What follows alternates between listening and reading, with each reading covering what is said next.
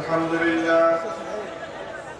لله نحمده ونستعينه ونستغفره ونؤمن به ونتوكل عليه ونشهد أن لا إله إلا الله وحده لا شريك له ونشهد أن سيدنا ومولانا محمدا عبده ورسوله صلى الله تعالى عليه وعلى آله وأصحابه وبارك وسلم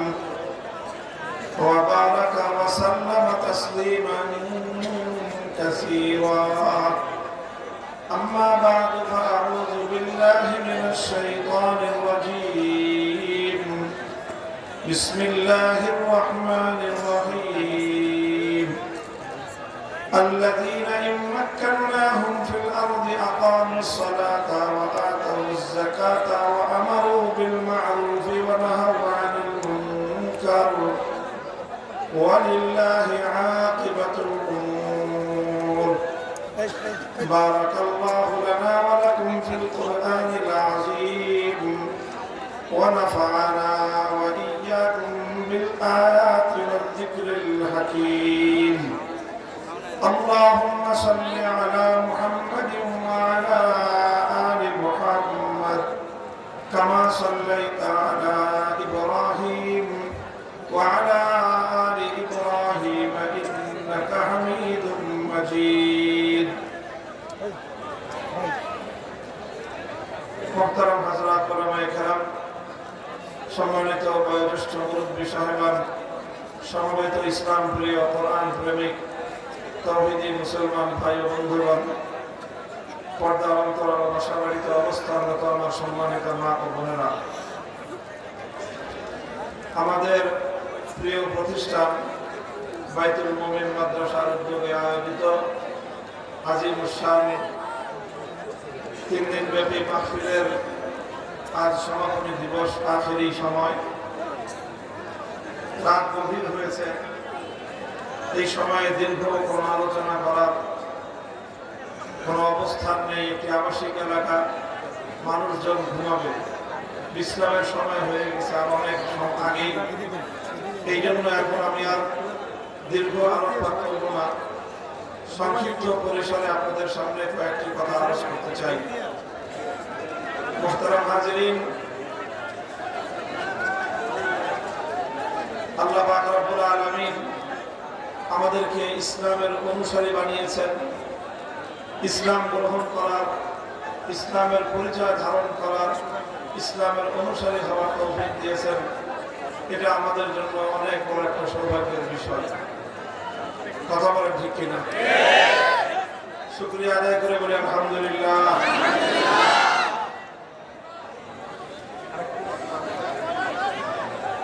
আমাদের বুজুর্গদের মধ্যে একেবারে কাছাকাছি একজন বুজুর্গ, তিনি আমরা দেখেছি আমাদের সময়, এখানে যারা মোটামুটি 40-50 বছর বয়স যাদের আছে তারাও দেখেছেন, বাকিরা সকলের নাম শুনে থাকবেন। হযরত হাফিজ জি হুজুর রহমাতুল্লাহ আলাইহি, নাম শুনেছেন? জীবনের দীর্ঘ একটা সময় তিনি মেহনত করেছেন ঘরের বদ্ধ দুয়ারে, ঘরের দুয়ার বন্ধ করে মাদ্রাসা, মসজিদ এবং খানকাহের মধ্যে। জীবনের শেষ প্রান্তে এসে তিনি বাংলাদেশে খেলাফতের ডাক দিয়েছিলেন। হাফিজ জি হুজুর রহমাতুল্লাহ আলাইহি তিনি ময়দানে নেমেছিলেন, মাঠে নেমেছিলেন, তিনি রাজনৈতিক অঙ্গনে নেমেছিলেন। হাফিজ জি হুজুরের যে রাজনীতি ছিল, সেই রাজনীতির মধ্যে প্রধান দুটো শব্দ ব্যাপকভাবে আলোচিত ছিল। একটা শব্দ হলো, তিনি বলেছিলেন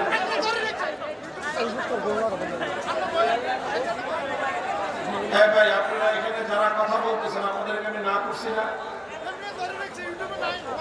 আরে ভাই, আপনাদেরকে না করছি, কথা বলবেন না, পারলে হাত দিয়ে বসান, আর না পারলে সরে যান এখান থেকে। আপনারা কথা বলতেছেন, এই লোকটা কথা বলতেছেন কেন? কেউ কথা বলবেন না।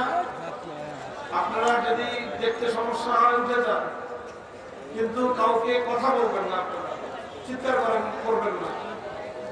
অল্প সময় কথা বলবো, আপনাদের কথা সামলাতে সামলাতে আমাদের সময় চলে গেল।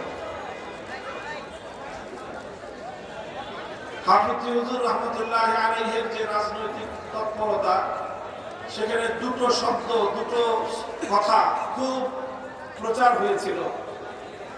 একটা হলো তিনি ডাক দিয়েছিলেন তওবার রাজনীতি। কি রাজনীতি? তওবার রাজনীতি। হাফিজ হুজুর বলেছিলেন আমার রাজনীতিটা হলো তওবার রাজনীতি। এই তওবার রাজনীতির কথা বাংলাদেশের মানুষ এর আগে কখনো শুনে নাই। এই যে লোকটা কথা বলছে মুখতেছে কথা বলেন না, কিন্তু আপনার আশেপাশে যারা আছেন কথা বলেন না। আবার এই আরেকজনকে চুপ করতে বলেন কেন? আপনি মুখ দিয়ে হাত দিয়ে ইশারা করেন, আর যে কথা বলে মুখ থেকে কথা বলেন।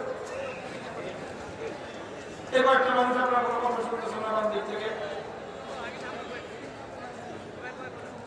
কে কথা বলবো এবার পিছন থেকে?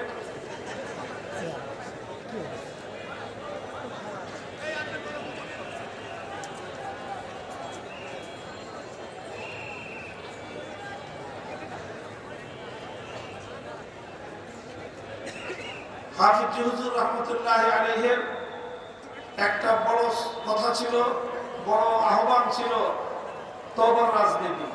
কিসের রাজনীতি? তওবার রাজনীতি। তওবার রাজনীতির অর্থ কি?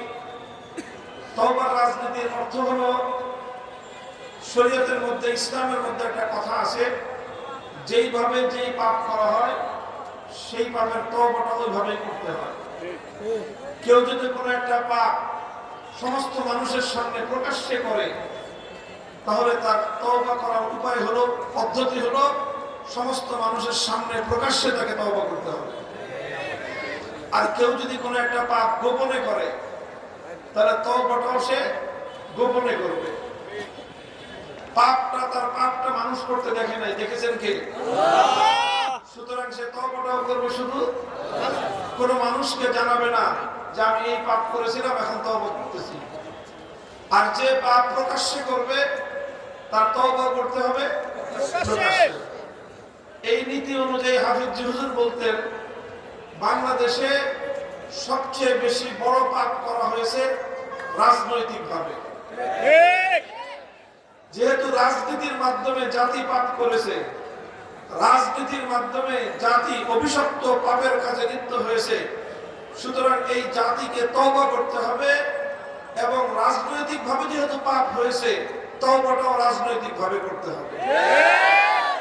এই জন্য হাফিজ হুজুরের রাজনীতির নাম ছিল তওবার রাজনীতি। কথা বুঝা গেল? যারা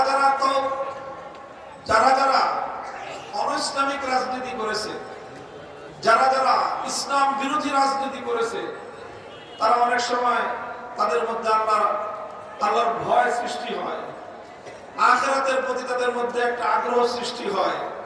তারা তখন নিজেদের প্রায়শ্চিত্ত করতে চায়, তাদের মধ্যে অনুশোচনা আসে যে হায়, জীবনটা তো কাটায় দিলাম শেখ মুজিবের আদর্শের রাজনীতি করে। অন্তরের মধ্যে অনুশোচনা আসে, আসে কিনা? জীবনটা তো কাটায় দিলাম ইসলাম বিরোধী নেতা নেত্রীদের পিছনে সময় কাটায়। অনুশোচনা আসে কিনা? আরে আমি মুসলমান, আমি কেন আব্রাহাম লিঙ্কনের থিওরি নিয়ে রাজনীতি করব? অনুশোচনা আসে। কার্ল মার্কস, মাও সেতুং, লেনিনদের আদর্শের রাজনীতি করবার পর একটা সময় মানুষের অন্তরের মধ্যে অনেকের, আল্লাহ যাদেরকে হেদায়েত নসিব করেন, অন্তরের মধ্যে অনুশোচনা সৃষ্টি হয়। কথা বলেন ঠিক না? তখন তার রাস্তা খুঁজে যে আমার এই পাপ করেছি, এটার থেকে আমি প্রায়শ্চিত্ত করতে চাই, আমি আমার পাপের প্রায়শ্চিত্ত করতে চাই। উপায় কি? তখন তার উপায় হলো, তুমি রাজনৈতিকভাবে অপরাধ করেছো, পাপ করেছো, এখন থেকে তুমি আল্লাহর জমিনে আল্লাহর দ্বীনকে বিজয়ী করবার জন্য রাজনীতি করবা। এটাই হলো তোমার পাপের প্রায়শ্চিত্ত। কথা বলেন ঠিক না বেঠিক? হযরতে ওয়াহশী ইবনে হারব রাদিয়াল্লাহু তাআলা আনহু, আল্লাহর নবীর একজন সাহাবী, তিনি ইসলাম গ্রহণ করবার আগে অনেক বড় একটা অন্যায় করেছিলেন, অনেক বড় অন্যায়। তিনি উহুদের জিহাদে নবীজি সাল্লাল্লাহু আলাইহি ওয়াসাল্লামের অত্যন্ত প্রিয় নবীজির আপনজন, নবীজির অভিভাবক, নবীজির চাচা হামজা ইবনে আব্দুল মুত্তালিব রাদিয়াল্লাহু তাআলা আনহুকে তিনি শহীদ করে দিয়েছিলেন। তখন ওয়াহশী কাফের ছিলেন, অমুসলিম ছিলেন। হযরত হামজা রাদিয়াল্লাহু আনহুর শাহাদাত আল্লাহর নবীর হৃদয়ে যত বেশি আঘাত দিয়েছিল, নবীজির হৃদয়কে যত বেশি কষ্ট দিয়েছিল, ইতিহাসে আমি আর খুঁজে পাই নাই যে অন্য কারো মৃত্যু আল্লাহর নবীকে এত বেশি কষ্ট দিয়েছে। এমনকি হযরত খাদিজা রাদিয়াল্লাহু তাআলা আনহার মৃত্যু নবীজিকে অনেক কষ্ট দিয়েছিল। হযরত খাজা আবু তালেবের মৃত্যু আল্লাহর নবীকে অনেক কষ্ট দিয়েছিল। নবীজির সন্তানদের মৃত্যু নবীজিকে কষ্ট দিয়েছিল। কিন্তু হামজা রাদিয়াল্লাহু তাআলা আনহুর ওনার যে শাহাদাত এবং ওনার মৃত্যুর যে বিভৎসতা, এটা আল্লাহর নবীর হৃদয়ের মধ্যে এমন ভাবে আঘাত করেছিল যে নবীজি এক মুহূর্তের জন্য সেটা ভুলতে পারেন নাই। আর এত বড় অন্যায়টা করেছিলেন ওয়াহশী, নাম কি? ওয়াহশী ইবনে হারব। তিনি এই অন্যায়টা করেছিলেন তৃতীয় হিজরিতে উহুদের জিহাদের সময়। 5 বছর পরে 8ম হিজরিতে যখন মক্কা বিজয় হয়ে গেল, মক্কা বিজয়ের পরে ওয়াহশী রাদিয়াল্লাহু তাআলা আনহু ইসলাম গ্রহণ করলেন। লম্বা ইতিহাস আছে, আমি দীর্ঘ ইতিহাস বলতেছি না। তিনি ইসলাম গ্রহণ করলেন। তিনি নিজের চেহারা ঢেকে একটা প্রতিনিধি দলের সাথে আল্লাহর নবীর কাছে এসেছেন। পুরা প্রতিনিধি দল কালেমা পড়ে মুসলমান হয়ে গেল। সেই দলের মধ্যে ঢুকে ওয়াহশী তিনিও মুসলমান হয়ে গেলেন। যখন মুসলমান হয়ে গেছেন তখন তিনি নবীজির সামনে গিয়ে পরিচয় দিচ্ছেন যে হুজুর, আমি ওয়াহশী। নামটা শোনার সাথে সাথে আল্লাহর নবীর 5 বছর আগের যে দুঃখ, কষ্ট, রক্তক্ষরণ, সেটার জখমটা আবার তাজা হয়ে গেল।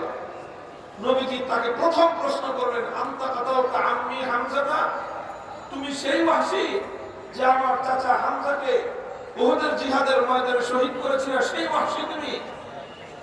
হযরত ওয়াহশী বুঝতে পারলেন যে আল্লাহর নবীর হৃদয়ে অনেক বড় আঘাত লাগছে। তখন তিনি বললেন যে হুজুর, আপনি যা শুনছেন সেটাই সত্য, সেটাই সত্য।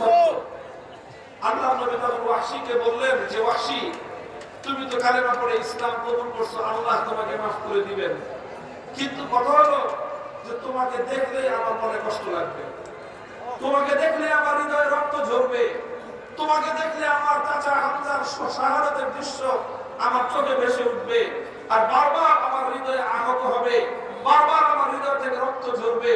ফাহাল তাস্তাতিউ আন তুগাইয়িরা ওয়াজহাকা আন্নী, ওয়াহশী, তুমি কি একটা কাজ করতে পারবা যে কোনোদিন যেন আমার চোখের সামনে তোমাকে আমি না দেখি, কোনোদিন তুমি আমার চোখের সামনে পড়বা না। হযরত ওয়াহশী বিচক্ষণ মানুষ ছিলেন।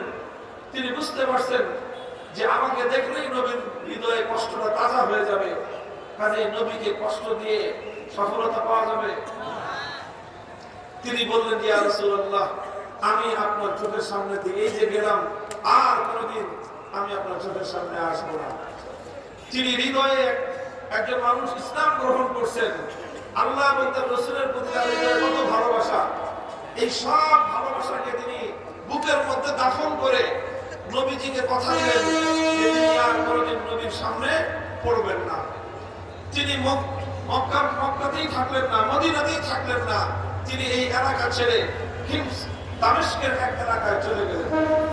কিন্তু তার অন্তরের মধ্যে সেই ব্যথা, সেই কষ্ট, সেই অনুশোচনাটা রয়ে গেছে যে আমি এত বড় অন্যায় করেছি, নবীর মনে এত বড় কষ্ট দিয়েছি যে কোনোদিন আল্লাহর নবী আমার চেহারা দেখতে চান নাই। নবীজি আমাকে বলেছেন আমি যেন কোনোদিন নবীর চোখের সামনে না পড়ি। এত বড় দুঃখ যে নবীকে আমি দিলাম, তাহলে কিভাবে এটার প্রায়শ্চিত্ত করা যায়, কিভাবে এই পাপ এবং এই কলঙ্কের দাগ কিভাবে মোছা যায়, তিনি এটা একটা চিন্তা করলেন এবং চিন্তা করে এটা অপেক্ষায় থাকলেন যে কোনো সময় এই পাপের প্রায়শ্চিত্ত করার সুযোগ আসে কিনা। আল্লাহর নবীর ইন্তেকালের পরে একটা ভণ্ড নবীর আবির্ভাব ঘটলো, নাম তার মুসাইলামাতুল কাযযাব। নাম শুনেছেন? মুসাইলামা ভণ্ড নবী। নবীজির ইন্তেকালের কিছুদিন পরে তার আবির্ভাব ঘটলো এবং সে বিশাল দল গঠন করে ফেললো আবু বকর সিদ্দিক রাদিয়াল্লাহু তাআলা আনহু খলিফা হয়ে মুসাইলামাতুল কাজ্জাবকে দমন করার জন্য একটা বাহিনী গঠন করলেন। সেই বাহিনী মুসাইলামাকে দমন করার জন্য রওনা হলো। বাহিনীর সদস্য সংখ্যা 10,000, আর মুসাইলামাতুল কাজ্জাবের সঙ্গে তার যে বিশাল বাহিনী, অনেক বড় বাহিনী, 90,000। 90,000-এর বিপরীতে মুসলমান হলো 10,000। 10,000 মুসলিম কিন্তু কম না, 10,000 মুসলমান কম না। 90,000 বেঈমানের তুলনায় 10,000 ইমানদারের শক্তি বেশি। এই 10,000-এর বাহিনীতে হযরত ওয়াহশী তিনিও নিজের নাম লেখায় দিলেন। নিজের নাম লেখায় দিয়ে তিনি একটা টার্গেট নিয়ে জিহাদের ময়দানে গেলেন। টার্গেট হলো ওই যে নবীর অন্তরে যে কষ্ট দিয়েছিলেন, নবীর চাচাকে খুন করে, নবীর চাচাকে শহীদ করে তিনি যেই কষ্টটা আল্লাহর নবীর হৃদয়ে দিয়েছিলেন, তিনি চিন্তা করলেন যে ভণ্ড নবী নবুয়তের দাবি করে আল্লাহর নবীর হৃদয়ে এরকম কষ্ট দিছে, কাজেই এই ভণ্ডটাকে হত্যা করে এই ভণ্ডটাকে যদি আমি খতম করতে পারি তাহলে আল্লাহর নবীর হৃদয়ে একটু সান্ত্বনা আসবে। যাক, ওয়াহশী একটা কাজের কাজ করছে। আমার চাচাকে শহীদ করছিল, আমার হৃদয়ে আঘাত দিয়েছিল, এখন সেই আঘাতপ্রাপ্ত হৃদয়ের জখমের উপর আমার হৃদয়ে একটা মরহম, একটা সান্ত্বনার প্রলেপ বুলে দিয়েছে ওয়াহশী। এটা আল্লাহর নবী চিন্তা করবেন। কাজে এই জন্য ওয়াহশী টার্গেট করলেন একদিকে 90,000, আরেকদিকে 10,000, 1 লক্ষ মানুষের রক্তক্ষয়ী যুদ্ধ। আর এই যুদ্ধের মধ্যে 90,000 মানুষের লিডার, 90,000 সৈনিক দলের প্রধান সেনাপতি হলো মুসাইলামাতুল কাজ্জাব। ওয়াহশী রাদিয়াল্লাহু আনহু চিন্তা করলেন, ধরবো তো ধরবো, আজকে বড়টাই ধরবো। তিনি একটা বর্ষা নিয়ে যুদ্ধে গেলেন, যে অন্য কোনো কারো দিকে তার নজর নাই, খুঁজতেছে খালি মুসাইলামা কই, মুসাইলামা কই, মুসাইলামা কই। তার হৃদয়ের মধ্যে আল্লাহ নবীর প্রতি ভালোবাসা ছিল, তার হৃদয়ে নবীরকে কষ্ট দেওয়ার এই যে একটা অনুশোচনা, এই অনুশোচনা দূর করার মতো একটা হৃদয়ের মধ্যে প্রেরণা ছিল। আল্লাহর কাছে একটা নেক কাজ সম্পন্ন করার জন্য একটা উদাত্ত বাসনা তার ছিল। আল্লাহ ওয়াদা করেছেন, ওয়াল্লাযীনা জাহাদু ফীনা লানাহদিয়ান্নাহুম সুবুলানা ওয়া ইন্নাল্লাহা লামাআল মুহসিনিন। যারা আল্লাহর পথে চলার জন্য আন্তরিকভাবে চেষ্টা করে, দুনিয়ার সব দিক থেকে রাস্তা বন্ধ হয়ে গেল, রাস্তা খুলে দেন কে? আল্লাহ। 1 লক্ষ মানুষের যুদ্ধের মধ্যে 90,000 মানুষের যে নেতা, যে লিডার, প্রধান সেনাপতি, তাকে টার্গেট করে ফেলছেন ওয়াহশী রাদিয়াল্লাহু আনহু। এই টার্গেট ফুলফিল করা বড় কঠিন বিষয়, কথা বলেন ঠিক না বেটি? কিন্তু তিনি যখন আন্তরিকভাবে চিন্তা করেছেন, আন্তরিকভাবে চেষ্টা করেছেন, আল্লাহর কাছে প্রার্থনা করেছেন, সুযোগ করে দিয়েছেন কে? আল্লাহ। ওয়াহশী রাদিয়াল্লাহু তাআলা আনহু সেই ইয়ামামার যুদ্ধ বলা হয়, ইয়ামামার যুদ্ধে গেলেন এবং ঠিকই দেখা গেল যে আল্লাহ পাক তার জন্য একটা পরিবেশ সৃষ্টি করে দিয়েছেন। এবং মুসাইলামাতুল কাজ্জাব নামক ভণ্ড নবী, সে ওয়াহশী রাদিয়াল্লাহু আনহুর বর্ষার আয়ত্তে চলে আসছে।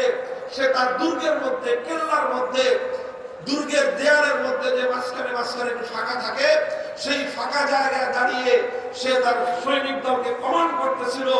একটা নিরাপদ জায়গায় ওয়াহশী রাদিয়াল্লাহু আনহু চুপে চুপে কাছাকাছি গিয়ে এমন জোরে বর্ষাকে আঘাত করেছে, বুকের ভিতর দিয়ে বিদ্ধ হয়ে পিঠের নিচ দিয়ে বের হয়ে গেছে, উপর থেকে পড়ে একেবারে সেই সরাসরি জাহান্নামে চলে গেছে। আল্লাহ পাক রব্বুল আলামিন ওয়াহশী রাদিয়াল্লাহু তাআলা আনহু তিনি যে রকম অন্যায় করেছিলেন, ঠিক সেই রকম একটা নেক কাজের মাধ্যমে তিনি তার পাপের প্রায়শ্চিত্ত করেছেন। কিয়ামত পর্যন্ত আনেওয়ালা উম্মতের কাছে একটা দৃষ্টান্ত রেখে দিয়েছেন। এজন্যই আমরা বলি, সাহাবায়ে কেরামের মধ্যে তোমরা যে কোনো দৃষ্টান্ত খুঁজতে চাও, সমস্ত দৃষ্টান্ত সাহাবীদের জিন্দেগিতে পাবা। এজন্যই সাহাবায়ে কেরাম মিয়ারে হক, এজন্যই সাহাবায়ে কেরাম সত্যের মাপকাঠি। কেউ জীবনে অনেক বড় অন্যায় করে ফেলেছো, যে কেউ জীবনে অনেক বড় পাপ করে ফেলেছো, কেউ তার জীবনের লম্বা সময় অতিক্রম করেছো আল্লাহর কোরআনের বিরুদ্ধে রাজনীতি করতে গিয়ে, কেউ তার জীবনের লম্বা সময় অতিক্রম করে ফেলেছো কার্ল মার্কস, মাও সেতুং আর লেনিনের আদর্শের রাজনীতি করতে গিয়ে, কেউ তার জীবনের লম্বা সময় পার করে ফেলেছো ধর্মনিরপেক্ষতাবাদ নামক কুফরি মতবাদকে প্রতিষ্ঠা করার জন্য, কেউ তার জীবনের লম্বা সময় পার করে দিয়েছো দুনিয়াদার ভোগবাদী সেকুলারিজমের মতো এই ধরনের বস্তা বোঝা রাজনীতির পিছনে জীবনের মূল্যবান সময় ব্যয় করেছো। এখন তোমার হৃদয়ে অনুভূতি সৃষ্টি হয়েছে, অনুশোচনা সৃষ্টি হয়েছে। এবার তুমি ঘুরে দাঁড়াও, তুমি জেগে ওঠো, তুমি মাথা তুলে দাঁড়াও। এবার তুমি শপথ করো, জীবনে যেই সময়টুকু আমি কোরআনের বিরুদ্ধে রাজনীতি করতে গিয়ে কাটিয়েছি তার প্রতিটি মুহূর্তের বদলায় আমার জীবনের আগামী মুহূর্তগুলো আল্লাহর জমিনে আল্লাহর কোরআনের শাসন কায়েম করবার রাজনীতির জন্য আমি উৎসর্গ করলাম।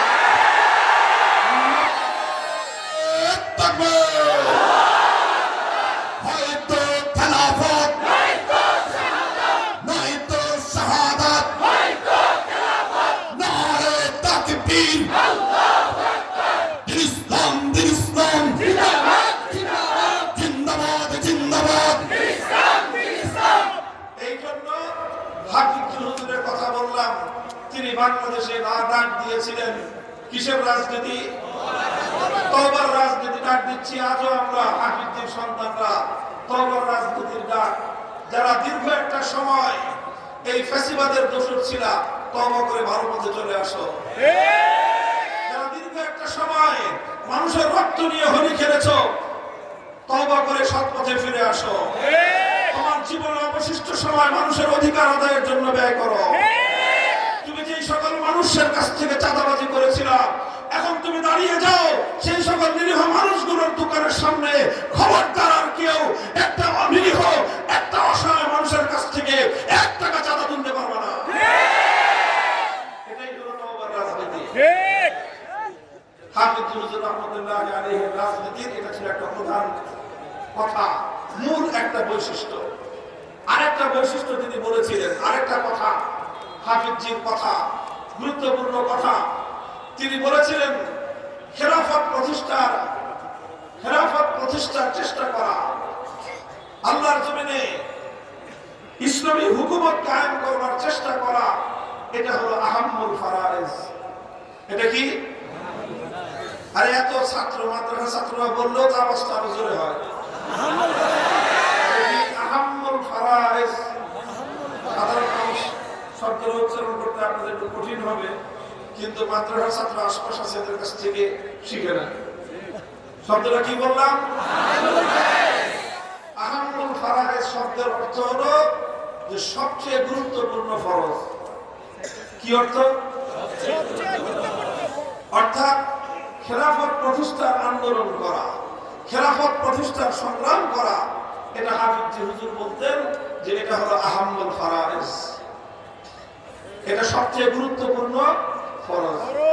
প্রশ্ন আসতে পারে যে খেলাফত প্রতিষ্ঠার সংগ্রাম করা এটা আবার আহাম্মুল ফারায়েজ কেমনে হয়? ইসলামের মধ্যে গুরুত্বপূর্ণ যে ফরজ বিধানগুলো, ইসলামের স্তম্ভ কয়টা? কালেম, ঈমান, নামাজ, রোজা, হজ, যাকাত, এর মধ্যে তো খেলাফত প্রতিষ্ঠার কথা নাই, আছে? এগুলো হলো বড় ফরজ। তাহলে আবার খেলাফত প্রতিষ্ঠা করা এটা আহাম্মুল ফারায়েজ হইল কিভাবে? এই হলো কথাটা। মুহতারাম হাজিরিন, এই প্রশ্নের জবাব হলো, দেখেন, এমনিতে খেলাফত প্রতিষ্ঠার সংগ্রাম করা কোনো ফরজের তালিকায় খুঁজে পাবেন না। ইসলামে কি কি বিধান ফরজ, সেই ফরজের বিধানের তালিকা তালাশ করলে খেলাফত প্রতিষ্ঠার সংগ্রাম করা ফরজ এই তালিকায় আপনি কোথাও নামটা পাবেন না। কিন্তু ইসলামের একটা মূলনীতি আছে। মূলনীতিটা হলো এই যে কোন একটা ফরজ বিধান পালন করার জন্য যেই কাজ না করলে ফরজ বিধান পালন করা যায় না, ইসলামী শরীয়তের নীতি অনুযায়ী সেই কাজটাও ফরজ হয়ে যায়। বুঝেন না এই কথা? মা ইয়াকিফু আলাইহিল ফারাইজ, মা ইয়াকিফু আলাইহিল ফারদ ফাহুয়া আইজান ফরদুন। যেটা না হলে ফরজ আদায় করা যায় না, সেটা করাও কি ফরজ। যে ধরেন আপনারা, আচ্ছা বলেন তো শরীয়তে উযু করা, উযু করা, আচ্ছা উযু করার বিধান কি বলেন তো? উযু করার বিধানটা কি বলেন? স্বাভাবিকভাবে ফরজ। আমার অনেকের এখন উযু নাই, তারা কি ফরজ তরক করতেছে? উযু করা ফরজ না, উযু করা স্বাভাবিক অবস্থায় সুন্নত না। হ্যাঁ, উযুর সাথে সবসময় থাকা গেল মুস্তাহাব। তাহলে কিন্তু কোন কোন সময় উযু করাটা ফরজ হয়ে যায়। কখন? যেমন ধরেন একজন মানুষ মাগরিবের নামাজ পড়ে নাই সময় মতো, যে কোনো কারণে পড়তে পারে নাই। যখন সে নামাজ পড়ার মতো পরিবেশ পাইছে, তখন তার হাতে সময় আছে মাগরিবের ওয়াক্ত আর মাত্র 5 মিনিট। কয় মিনিট? 5 মিনিট। মাগরিবের ওয়াক্ত আছে কয় মিনিট? 5 মিনিট। 5 মিনিট, কিন্তু তার ওযু নাই। কি নাই? ওযু নাই। এখন তার 5 মিনিটের মধ্যে মাগরিবের ফরজ নামাজ পড়তে হবে কয় রাকাত? কয় রাকাত? আচ্ছা একদম রকেট গতিতে যদি কেউ 3 রাকাত নামাজ পড়ে, খুব দ্রুত গতিতে, কয় মিনিট লাগবে? কমপক্ষে 3 মিনিট। যত দ্রুত গতিতে মাদ্রাসার হেফজখানার পোলাপানরাও 3 মিনিটের কমে হেফজখানার পোলাপানরাও মাগরিবের 3 রাকাত পড়তে পারবে না। পারবা? সবচেয়ে দ্রুত গতিতে নামাজ পড়ে কারা?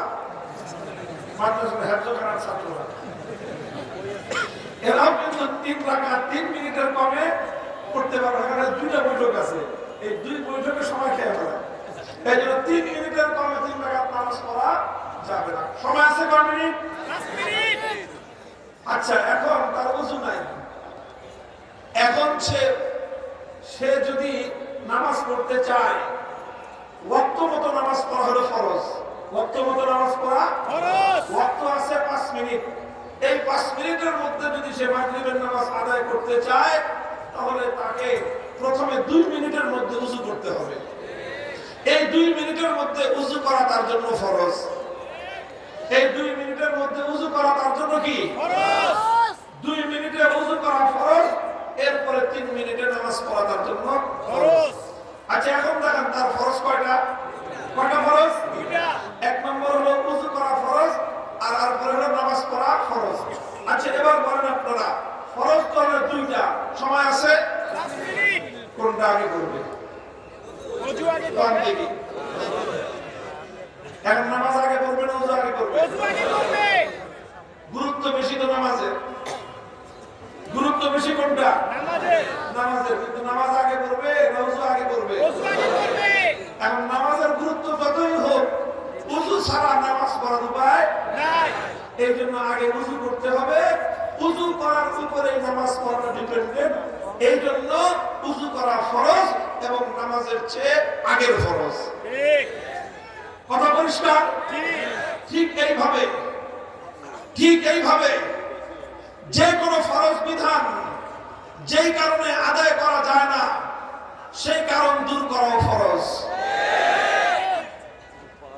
যদি যে রাষ্ট্র ব্যবস্থা ইসলাম বিরোধী রাষ্ট্র ব্যবস্থা, ইসলাম বিরোধী সংবিধান ব্যবস্থা যদি কোথাও চালু থাকে, যেমন আমার বাংলাদেশে বর্তমানে সাংবিধানিক যে ব্যবস্থা আছে, এই ব্যবস্থা, রাষ্ট্রীয় যে ব্যবস্থা আছে সেই ব্যবস্থা, আদালতের আইনি যে বিচার ব্যবস্থা আছে এই ব্যবস্থা, এই সবগুলি হলো কুফরি ব্যবস্থা। শুধু কুফরি ব্যবস্থা নয়, বরং এই ব্যবস্থাগুলো এমন যে এই ব্যবস্থার কারণে আমরা যেহেতু এই রাষ্ট্রের নাগরিক, যেহেতু আমরা এই রাষ্ট্রে বসবাস করি, আমাদেরকে এই রাষ্ট্রের সংবিধানের অধীনেই বসবাস করতে হয়। আমাদেরকে এই রাষ্ট্রের বিচার ব্যবস্থার অধীনেই বসবাস করতে হয়। আমাদেরকে এই রাষ্ট্রের শাসন ব্যবস্থার অধীনেই আমাদেরকে বসবাস করতে হয়। কথা বলেন ঠিক না বেঠিক? সেটা একজন সাধারণ মানুষ হন, একজন সাধারণ মুসল্লি হন, একজন ইমাম হন, একজন আলেম হন, যেই হন না কেন, হাজি গাজী পাজি সব এই রাষ্ট্রের অধীনে, সংবিধানের অধীনে, বিচার ব্যবস্থার অধীনে, শাসন ব্যবস্থার অধীনে তাকে থাকতে হয়। আর এই ব্যবস্থার অধীনে থেকে কোন ব্যক্তি পরিপূর্ণ ঈমানের উপর আমল করতে পারে না। ইভেন আমিও পারি না, আলেমরাও পারেন না, আপনারাও পারেন না, কেউ পারেন না। এই রাষ্ট্রের মধ্যে থাকতে গিয়ে, এই রাষ্ট্রের কুফরি সংবিধানের আওতায় থাকতে গিয়ে, এই রাষ্ট্রের কুফরি ব্যবস্থাপনার অধীনে থাকতে গিয়ে আমাদেরকে ইচ্ছায় হোক অনিচ্ছায় হোক বাধ্যতামূলক ভাবে হলেও অনেক জায়গায় ঈমান বিরোধী কার্যকলাপ পরিচালনা করতে হয়। তাহলে ঈমান বিরোধী কার্যকলাপ যখন পরিচালনা করতে হয় তখন ঈমান সম্পূর্ণ থাকলো না ঈমানের মধ্যে ত্রুটি দেখা দিল? কথা বলেন ঠিক না ঠিক? বলবেন হুজুর কেমন? আমি হাতে কলমে আঙ্গুল দিয়ে আপনাদেরকে দেখায় দেই। আচ্ছা বলেন তো, আপনাদের কারো বাড়িতে যদি চুরি হয়, চোরের বিরুদ্ধে ব্যবস্থা নেওয়ার জন্য কি করবেন? কি করতে হবে? রাষ্ট্রীয় কি ব্যবস্থা আছে? কি করতে হবে? মামলা করতে হবে। কি করতে হবে? ডাকাতি হয়েছে, ডাকাতি হয়েছে আপনার বাড়িতে, এখন ডাকাতির হাত থেকে বাঁচার জন্য কি করতে হবে? মামলা করতে হবে। আচ্ছা, আপনার একজন আপনজন খুন হয়ে গেছে, একজনকে হত্যা করা হয়েছে, এখন এই খুন এবং এই হত্যাকাণ্ডের যদি আপনি কোনো বিহিত করতে চান, কোনো ব্যবস্থা করতে চান, হত্যাকাণ্ড যদি বন্ধ করতে চান, কি করতে হবে? মামলা করতে হবে। কথা বলে ঠিক না ঠিক? এটা আমাদের প্রত্যেকের কথা, এটা শুধু আপনাদের না। আলেম ওলামা যে আছে, ইমাম সাহেব, মুয়াজ্জিন সাহেব, মুসল্লি সাহেব, সভাপতি, সেক্রেটারি যা আছে সব এই নিয়মের মধ্যে। কথা বলে ঠিক না ঠিক? মুহতারাম হাজিরিন, এবার বুঝে শুনে জবাব দিবেন আপনারা। বলেন তো, এই যে আপনারা বাধ্য হয়ে, এই যে আপনি চোরের বিরুদ্ধে শাস্তির জন্য মামলা করলেন, ডাকাতের বিরুদ্ধে আপনি মামলা করলেন, হত্যাকাণ্ডের বিচারের দাবিতে খুনির বিরুদ্ধে আপনি মামলা করলেন, আপনি যেই আদালতে মামলা করলেন, এবার সেই আদালত আপনাকে আল্লাহর কোরআনের বিচার অনুযায়ী, কোরআনের ন্যায় নীতি অনুযায়ী, আল্লাহর কোরআনের আইন অনুযায়ী চোরের বিচার করবে। বাংলাদেশে আদালত কোরআনের আইন অনুযায়ী চোরের বিচার করবে না, কোরআনের আইন অনুযায়ী ডাকাতের বিচার করবে না, আল্লাহর আইন অনুযায়ী খুনির বিচার করবে না, আল্লাহর আইন অনুযায়ী সন্ত্রাসীর বিচার করবে না। তাহলে কোন আইন অনুযায়ী করবে? ব্রিটিশ প্রবর্তিত মানব রচিত আইন অনুযায়ী তারা বিচার করবে। কথা পরিষ্কার না? কোনো অস্পষ্টতা আছে? আচ্ছা, এবার আপনারা শুনেন, এবার আপনারা শুনেন। আলেম ওলামা এই গিজগিজ করতেছে মাদ্রাসার এই মঞ্চে, সমস্ত আলেমদেরকে সামনে রেখে আমি একটা প্রশ্ন করি। যদি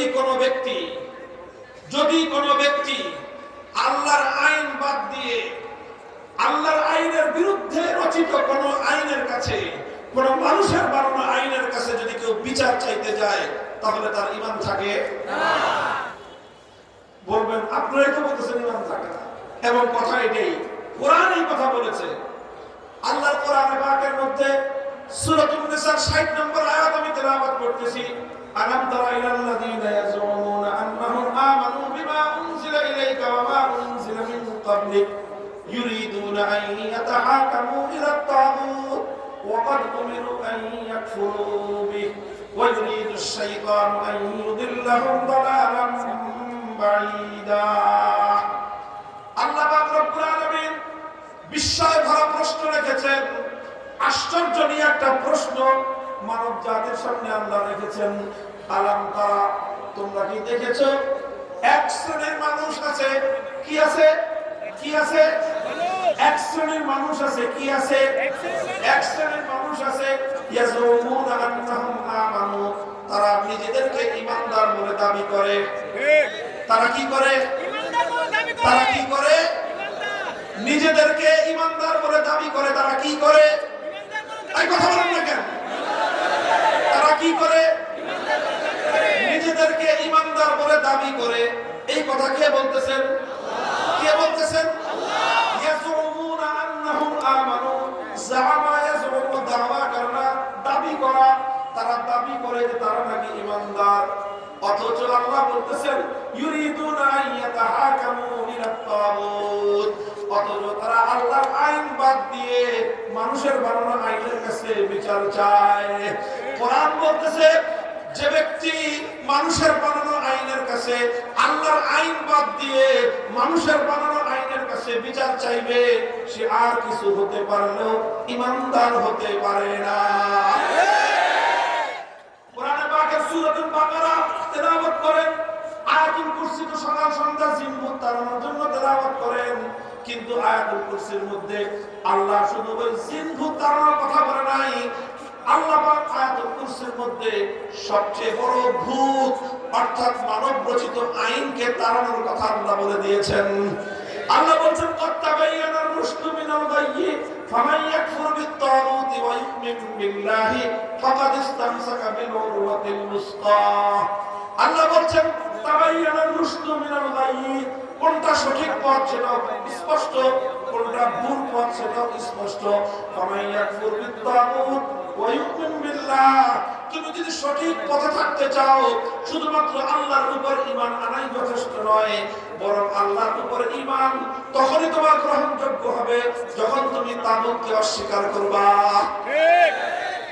আল্লাহর বিরুদ্ধে যারা আইন তৈরি করে, যতক্ষণ পর্যন্ত তুমি আল্লাহর বিরুদ্ধে আইন তৈরিকারীদের মানব রচিত সেই আইনকে তুমি অস্বীকার করতে না পারবা, যতক্ষণ পর্যন্ত তুমি মানব রচিত আইনকে তুমি অস্বীকার করতে না পারবা, ততক্ষণ পর্যন্ত তোমার ঈমান আল্লাহর নিকট গ্রহণযোগ্য হতে পারে না। আবার প্রশ্ন করছি, প্রশ্নের জবাব পরিষ্কার।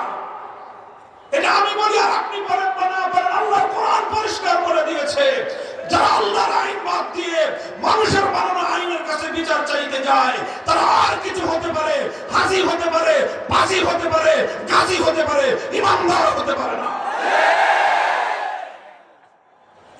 তাহলে এবার বলেন, আপনারাই তো বললেন, আপনারাই তো মানলেন, কোরআন যেহেতু বলছে না মানার উপায় আছে না।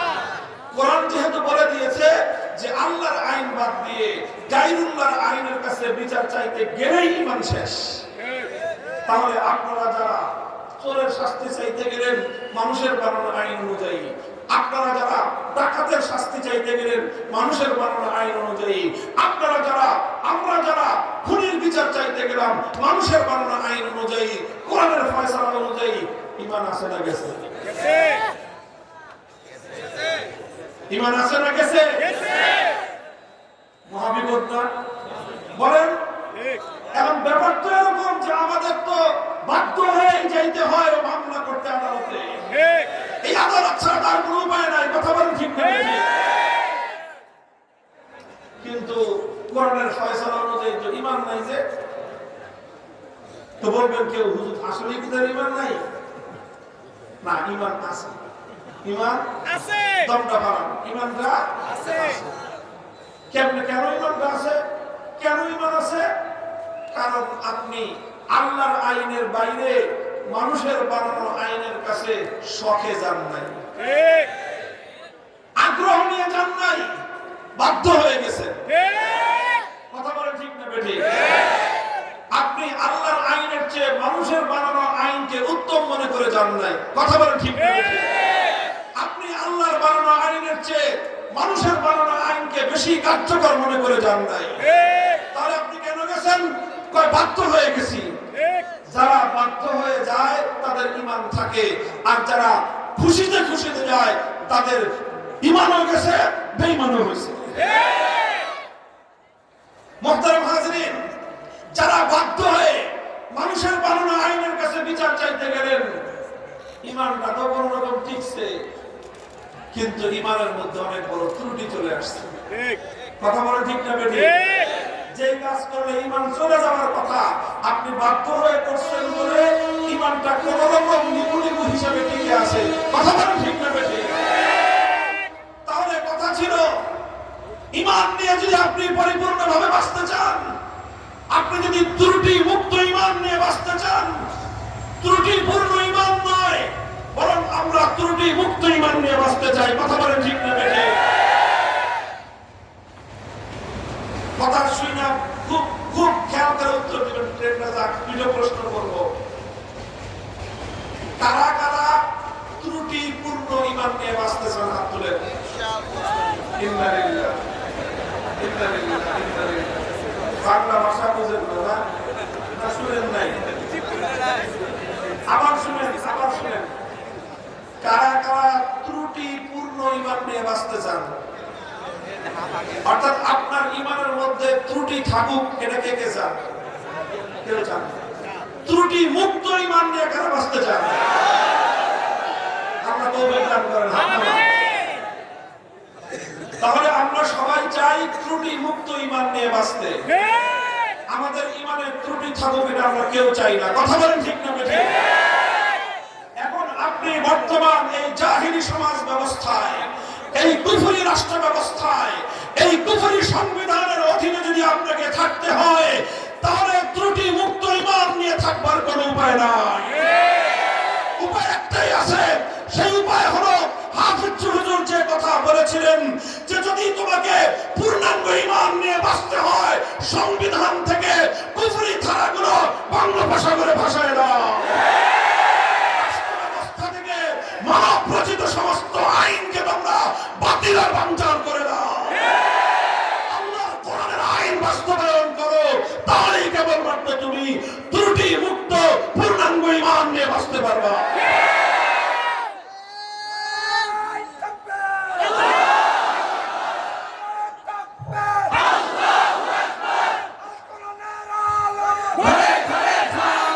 তন্ত্রমন্ত্রের দিন শেষ, খেলাফতের বাংলাদেশ, তন্ত্রমন্ত্রের দিন শেষ, খেলাফতের বাংলাদেশ, নারে তাকবীর, আল্লাহু আকবার। ভাই, এটা শুধুমাত্র স্লোগানের কথা না, এটা শুধু আবেগের কথা না, এটা কিন্তু আপনার এবং আমার ঈমানের সাথে গুরুত্বপূর্ণ প্রশ্নের কথা। কথা বলে ঠিক না বেঠিক? এই রাষ্ট্রে বসবাস করে একেবারে ঈমানের পথে কোনো বাধা আসবে না, ঈমানের পথে কোনো অন্তরায় আসবে না, এটা সম্ভব না। আপনি যেভাবেই যান, নানা কাজের মধ্যে, নানা কথার মধ্যে আপনাকে নানা ধরনের কথার সম্মুখীন হতে হবে।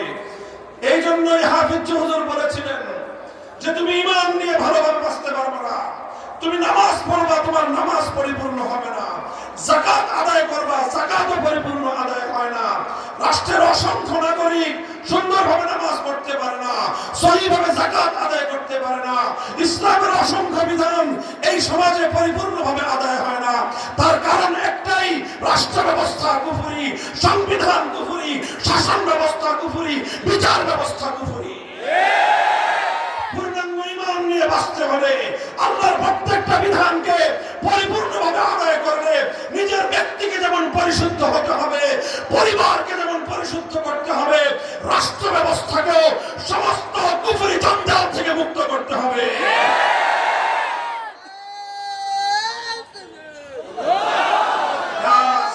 বাংলাদেশে এখন এক অনুকূল পরিবেশ তৈরি হয়েছে। কথা বলেন ঠিক না? দেখেন, যারা ফসলের মাঠে কাজ করে অভ্যস্ত তারা জানেন মাঠে সবসময় ফসল ফলানো যায় না। আরে 12 মাস কি ফসল ফলানো যায়? ফসলের নির্দিষ্ট সিজন আছে, কিছু সময় আছে, ওই সময়ে ফসলের মাঠ চাষাবাদের জন্য উর্বর হয়ে ওঠে।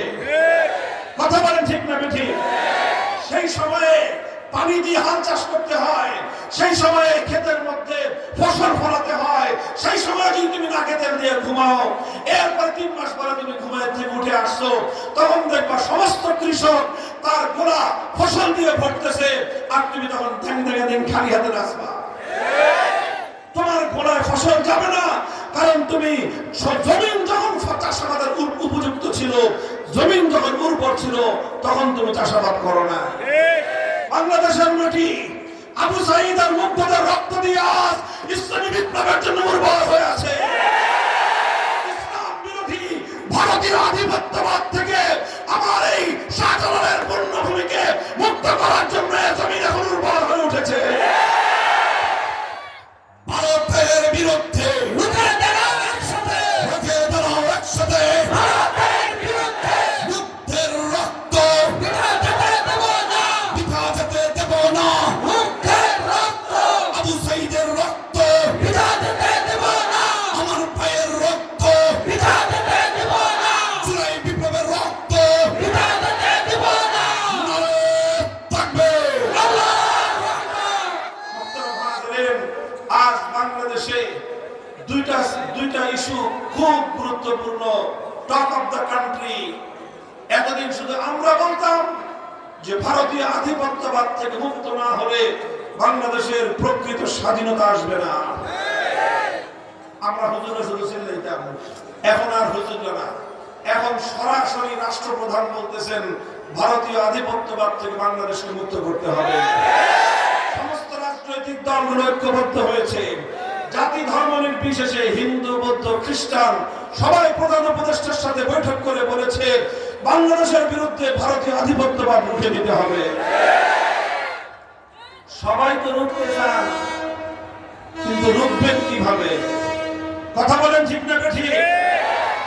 আমি বলি, মনে করেন একটা বিষ বৃক্ষ, একটা বিষ বৃক্ষ বুঝেন? কোথায় দিকে তাকান? বিষ বৃক্ষ বুঝেন? সেই গাছ থেকে বিষ ছড়ায়। এরকম একটা বিষ বৃক্ষ, আপনি সেই বিষ বৃক্ষের শেকড়ের মধ্যে গোড়ার মধ্যে পানি ঢালেন আর বৃক্ষের একদিকে ডাল ছেড়ে দেন, এতে বিষ বৃক্ষ মরবে না নতুন করে তাজা হবে? যদি এই বিষ বৃক্ষের হাত থেকে মুক্তি চান, শেকড় শুদ্ধ উপরে ফেলতে হবে। ভারতীয় আধিপত্যবাদের শেকড় বাংলাদেশে ৭২-এর সংবিধান। ৭২-এর সংবিধান তৈরি হয়েছিল বাংলাদেশের মানুষের ইচ্ছায় নয়, ভারতের তৎকালীন প্রধানমন্ত্রী শ্রীমতী ইন্দিরা গান্ধীর ইচ্ছায়। ভারতের বাংলাদেশের ৭২-এর সংবিধানের মূলনীতি মুক্তিযুদ্ধের মূলনীতি নয়, ভারতীয় সংবিধানের গোলামীর দাসত্বের মূলনীতি। ৭২-এর সংবিধানের মাধ্যমে বাংলাদেশকে ভারত মাতার চরণতলে বলি দেওয়া হয়েছিল, বাংলাদেশের স্বাধীনতার অর্জনকে জবাই করা হয়েছিল। ৭১-এর মুক্তিযুদ্ধের চেতনাকে ৭২-এর চেতনার মাধ্যমে হাইজ্যাক করা হয়েছিল। ভারতের রাষ্ট্রের যে সংবিধানের যে মূলনীতি ধর্মনিরপেক্ষতাবাদ, এটা সর্বপ্রথম বাংলাদেশে আমদানি হয় ৭২ সালের এই সংবিধানের মাধ্যমে। আজও পর্যন্ত আমার স্বাধীন বাংলার সংবিধানে ভারতের আধিপত্যবাদের শৃঙ্খল দিয়ে বেঁধে রাখা হয়েছে। সংবিধানকে ভারতের শৃঙ্খল দিয়ে বেঁধে রেখে আধিপত্যবাদ থেকে মুক্তির স্লোগান তুলবেন, ভণ্ডামি ছাড়া কিছুই হবে না। উপায় হলো একটাই, ভারতীয় আধিপত্যবাদ থেকে মুক্তি চাইতে হলে, মুক্ত হতে হলে সর্বপ্রথম বাংলার সংবিধান থেকে ভারতীয় আধিপত্যবাদের দাসত্বের শৃঙ্খল, ধর্মনিরপেক্ষতাবাদ দিল্লিতে পাচার করতে হবে। নারে তাকবীর! নারে তাকবীর! ভারতের দালালেরা হুঁশিয়ার সাবধান! হিন্দুত্ববাদীদের দালালেরা নারে তাকবীর! আর মূল আরেকটা পয়েন্ট হলো একটা আওয়াজ চতুর্দিকে, সংবিধান সংস্কার। সংবিধান আমরা এতক্ষণ আমি যে আলোচনা করলাম, আমরা 90% মুসলমান। 47 সালে যখন দেশ ভাগ হয়েছিল, এই 55,000 বর্গ মাইল মুসলমানদের ভাগে পড়ছিল। কথা বলেন ঠিক না বেঠিক? তো মুসলমানদের এই ভাগ, এই দেশে, এই জনপদে 90% মুসলমানদের এই দেশে মুসলমানরা পরিপূর্ণ ঈমান নিয়ে বাঁচতে চান না ত্রুটিওয়ালা ঈমান নিয়ে বাঁচতে চান? পরিপূর্ণ ঈমান নিয়ে যদি বাঁচতে চান, সংবিধানে অন্তত একটা ধারা সংযুক্ত করতে হবে। কয়টা ধারা? একটা ধারা, সেটা হলো এই যে আমাদের এই দেশে সংবিধানে একটা ধারা থাকবে, কোরআন সুন্নাহ বিরোধী কোন আইন, ইসলামী শরিয়া বিরোধী কোন নীতি, কোন বিধিমালা, কোন কিছু বাংলাদেশে কার্যকর করা যাবে না। ইসলাম বিরোধী কোন নীতিমালা বাংলাদেশে বাতিল বলে গণ্য হবে। ইসলাম বিরোধী যে কোনো বিধি, যে কোনো আইন বাংলাদেশে থাকলে সেটা অকার্যকর হয়ে যাবে। এই ধারাটা সংবিধানে সংযুক্ত করার এই প্রস্তাবনার সাথে কারা কারা একমত? আল্লাহ পাক কবুল করেন। আপনারা মনে রাখবেন, কেউ যদি বলতে চান যে হুজুর এত বড় বড় দাবি করতেছেন কিসের ভিত্তিতে, বলবো আগস্ট বিপ্লবের ভিত্তিতে। বলবেন যে আগস্ট বিপ্লব কি ইসলামী নামে বিপ্লব হয়েছিল? আমি বলবো আগস্ট বিপ্লবের সিম্বল, আগস্ট বিপ্লবের লক্ষণ দিয়ে যদি কেউ বুঝতে চাও, বেশি কিছু দেখার দরকার নাই, একটা আইকনিক দৃষ্টান্ত দিয়ে দেই। 2024 সালের 5ই আগস্ট কয়টার সময় পালাইছে? কয়টায় পালাইছে? পালাইছে মোটামুটি 1টার আগে, 12টা থেকে 1টার মধ্যে। খবর পাইছে কখন? বাংলাদেশের মানুষ খবর পাইছে মোটামুটি 2টার পরে, 2টা। আমি বলবো 5ই আগস্ট 2024 সাল বেলা 2টা থেকে 3টা পর্যন্ত একবার টেকনাফ থেকে তেতুলিয়া বাংলাদেশের চিত্রটা মনে করে দেখেন, মনে করে দেখেন। কি দেখবেন? দেখবেন 1 ঘন্টার ব্যবধানে কোন নেতার নেতৃত্বের প্রয়োজন হয় নাই, কোন আলেমকে ডাক দিতে হয় নাই। বাংলাদেশের আগস্টের বিপ্লবীরা টেকনাফ থেকে তেতুলিয়ায় মুসলমানদের জনপদে রাষ্ট্রীয় স্থাপনায় ভাস্কর্য নামক যত মূর্তি ছিল সমস্ত মূর্তি ভেঙে গুড়িয়ে দিয়েছে।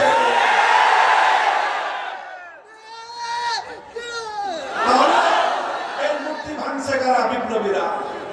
বলেন কারা ভাঙছে? এটাই হলো আগস্টের বিপ্লব। কথা বলেন ঠিক না বেঠে?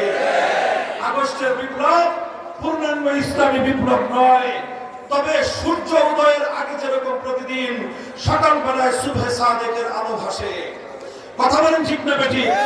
পূর্ব দিগন্তে সুবহে সাদেকের আলো ফুটলে প্রতিটা মানুষ বুঝতে পারে কিছুক্ষণ পরে সূর্যের উদয় ঘটবে। 5ই আগস্টের বিপ্লবের পর বাংলার মাটি আজ নতুন ভাবে বিপ্লবের জন্য প্রস্তুত।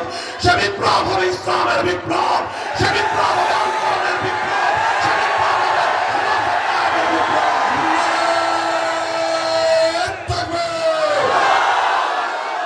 হয়তো খেলাফত, নয়তো শাহাদাত, বিপ্লব বিপ্লব, ইসলামী বিপ্লব, বিপ্লবের ঘোষণা। লা ইলাহা ইল্লাল্লাহ, নারে তাকবীর। লা ইলাহা ইল্লাল্লাহর ঘোষণা দিয়ে বিপ্লবের জন্য প্রস্তুত আছেন তো?